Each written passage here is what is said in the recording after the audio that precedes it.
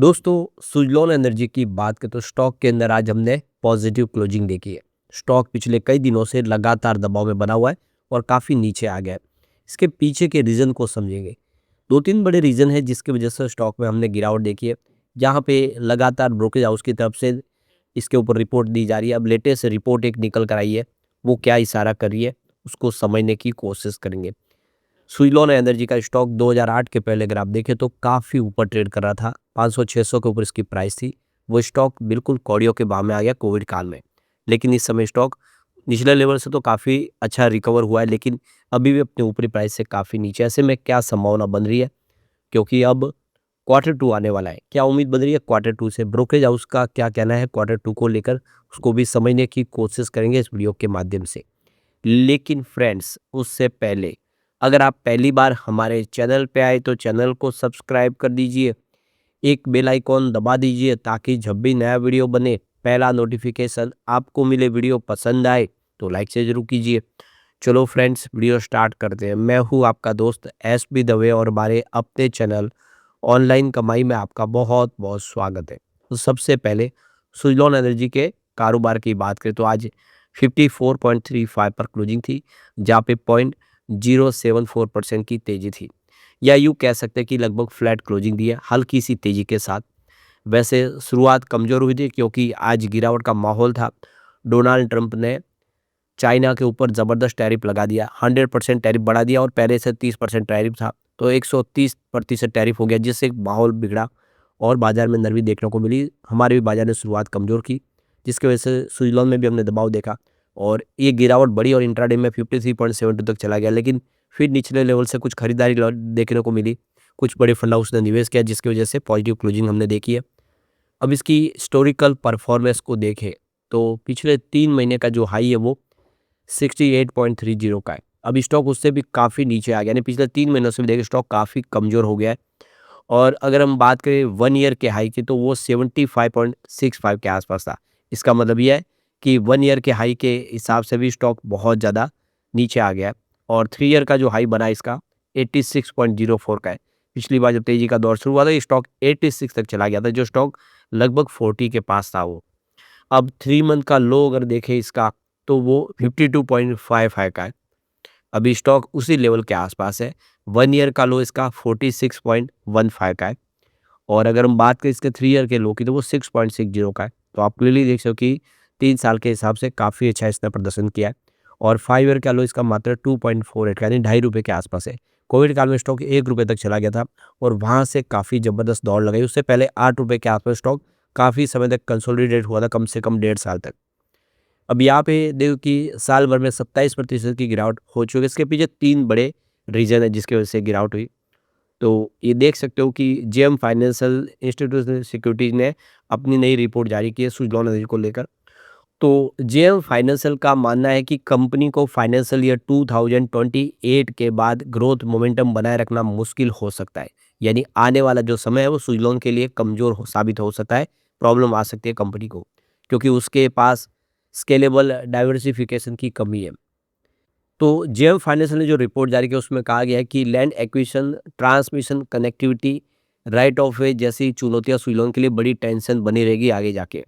तो आने वाला जो समय थोड़ा सुइलोन के लिए एक तरह से प्रॉब्लम वाला हो सकता है। ये जेएम फाइनेंशियल इंस्टीट्यूशनल सिक्योरिटी ने अपनी रिपोर्ट में कहा है। उन्होंने रिपोर्ट जारी करके कहा है कि हालांकि कंपनी की मीडियम टर्म आउटलुक पॉजिटिव है, लेकिन लॉन्ग टर्म ग्रोथ सस्टेनेबिलिटी पर चिंता बनी हुई है, क्योंकि इस समय जो ऑर्डर बुक है वो काफ़ी ज़बरदस्त है। 2-3 सालों में कंपनी के पास काम की कमी नहीं, लेकिन आने वाले समय प्रॉब्लम हो सकती है। उनके हिसाब से 2028 से कंपनी को प्रॉब्लम आ सकती है। तो कंपनी का फाइनेंस 2028 के बाद ग्रोथ मोमेंटम कमज़ोर पड़ सकता है। तो इस रिपोर्ट के मुताबिक ग्रोथ की राह में अड़चनें देखने को मिल सकती है। रिपोर्ट के अनुसार ट्रांसमिशन, कनेक्टिविटी, लैंड एक्विजिशन और राइट ऑफ वे जैसी चुनौतियाँ होगी आगे। भारत के विंड एनर्जी इंस्टॉलेशन को फाइनेंस 2027 से 7 से लेके 8 गीगावाट तक साल भर के लिए सीमित कर सकती है। यानी आने वाले समय विंड एनर्जी की इंस्टॉलेशन कैपेसिटी में कमी देखने को मिल सकती है। ब्रोकरेज हाउस का अनुमान है कि अगर हालात सुधरे तो यह आंकड़ा 10 गीगावाट तक पहुंच सकता है, लेकिन यह भी बेस केस से ज़्यादा नहीं होगा। तो जेएम फाइनेंशियल के हिसाब से आने वाले 2028 के बाद ग्रोथ मोमेंटम को बनाए रखना मुश्किल होगा।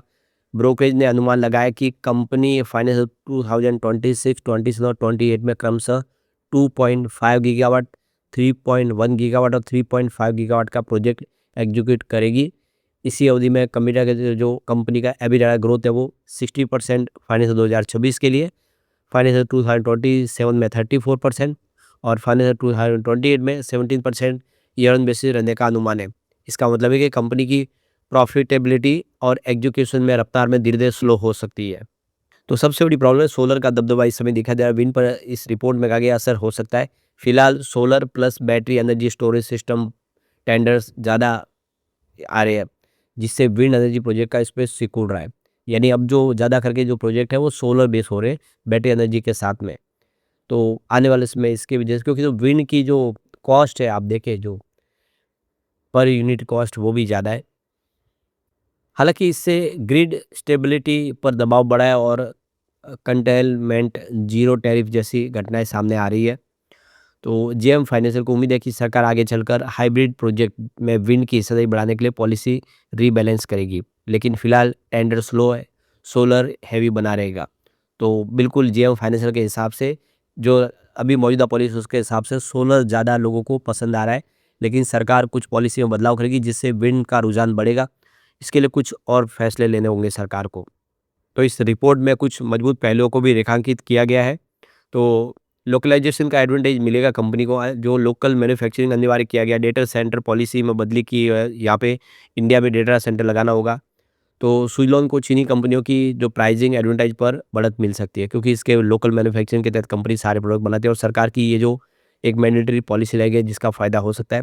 भारत में सबसे इंटीग्रेटेड डोमेस्टिक मैन्युफैक्चरिंग बेस होने से सुइलोन को बड़ा फ़ायदा मिलेगा। तो ऐसे में सुइलोन भले विंड एनर्जी की दूसरी कंपनियां कमज़ोर पड़ सके, सुइलोन को बेनिफिट हो सकता है। फिलहाल आप देखिए JSW energy, NTPC, Tata power और टोरेंट पावर जैसी यूटिलिटी लगातार विंड टर्बाइन जनरेटर के ऑर्डर दे रहे हैं, जिससे मीडियम टर्म में डिमांड स्ट्रांग बनी हुई है। तो आने वाले समय उम्मीद है कुछ बेहतर होगा।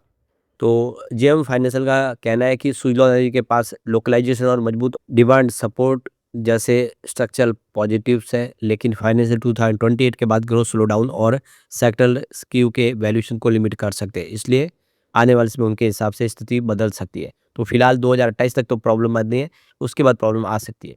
तो सरकार इसके लिए कोई ना कोई रास्ता भी निकालेगी।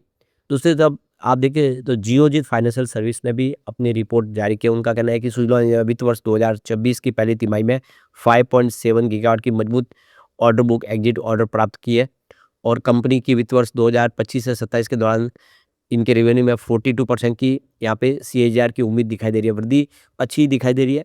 तो कह सकते हैं कि भले थोड़ा सा दबाव हो, लेकिन सुइलोन जैसी जो लोकल मैन्युफैक्चरिंग करती है हर प्रोडक्ट, उनके लिए इतनी चिंता की बात नहीं है और आने वाले समय स्थिति बेहतर हो सकती है। नोमा इंस्टीट्यूट इक्विटीज़ ने अपना एक प्रीव्यू पेश किया है क्वार्टर 2 को लेकर। उनके हिसाब से जो रेवेन्यू ओवर 2915 करोड़ के आसपास रह सकता है, जिसमें 38.60% ईयर ऑन बेसिस पे जंप देखने को मिल सकती है, लेकिन क्वार्टर ऑन क्वार्टर बेसिस पे 6.89% की गिरावट हो सकती है।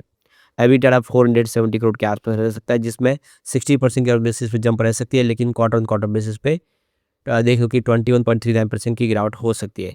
और यहाँ पे नेट प्रॉफिट 257 करोड़ के आसपास रह सकता है, जिसमें 28.38% की ईयर ऑन बेसिस पे जंप देखने को मिल सकती है, लेकिन क्वार्टर ऑन क्वार्टर बेसिस पे 20.60% की गिरावट देखने को मिल सकती है। तो देखना होगा क्या रिजल्ट रहता है। उम्मीद है कि रिजल्ट बेहतर होगा, फिर एक पॉजिटिव माहौल बनेगा, सुइलोन बेहतर करता हुआ दिखाई देगा। लेकिन फ्रेंड्स, कोई भी इन्वेस्टमेंट करने से पहले अपने फाइनेंशियल एडवाइजर से एडवाइस ले ले या अपना खुद का रिसर्च करें, क्योंकि मैंने वीडियो आपके एजुकेशनल पर्पज़ के लिए ही बनाई। वीडियो पसंद आए तो लाइक से जरूर कीजिए और चैनल को सब्सक्राइब कर दीजिए। Thank you friends.